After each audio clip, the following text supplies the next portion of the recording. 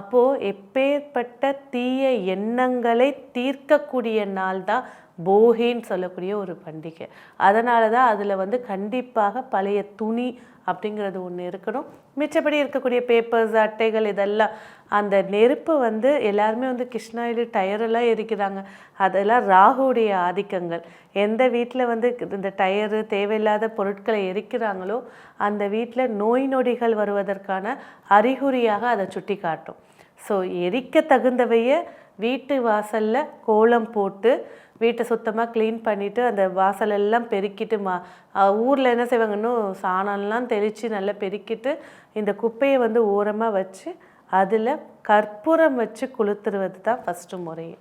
அந்த கொளுத்தி முடிச்சுட்டு அது எரிஞ்சிக்கிட்டே இருக்கும். கோலத்தை போட ஆரம்பிப்பாங்க. குலதெய்வத்தோட பேர் சொல்லுவாங்க. அதே போல் நம்மளுடைய பரதெய்வங்கள் அப்படின்னு சொல்லக்கூடிய எல்லை தெய்வம், பரதெய்வம் அப்படின்னா என்ன தெரியுங்களா? தாய் வழி தெய்வத்தை பரதெய்வமாகவும், கணவர் வழி தெய்வத்தை குலதெய்வமாகவும், இஷ்ட தெய்வத்தை வந்து எல்லை தெய்வமாகவும் வணங்கக்கூடியது. அப்போது இந்த மோளம் அடிப்பாங்க. இப்போ பிளாஸ்டிக்கில் என்னென்னத்துலேயும் வந்துருச்சு. அப்போ வந்து பார்த்திங்கனாக்கா மிருகங்களுடைய தோலில் செய்யப்பட்ட மோளத்தை அடிப்பாங்க. அந்த கற்பூரம் வச்ச உடனே அந்த மோளம் அடிக்க ஆரம்பிப்பாங்க. அடித்த உடனே குலதெய்வத்தோட அருள் வந்து அந்த வீட்டுக்குள்ளே வரதாக ஒரு மிகப்பெரிய ஒரு ஐதீகம்.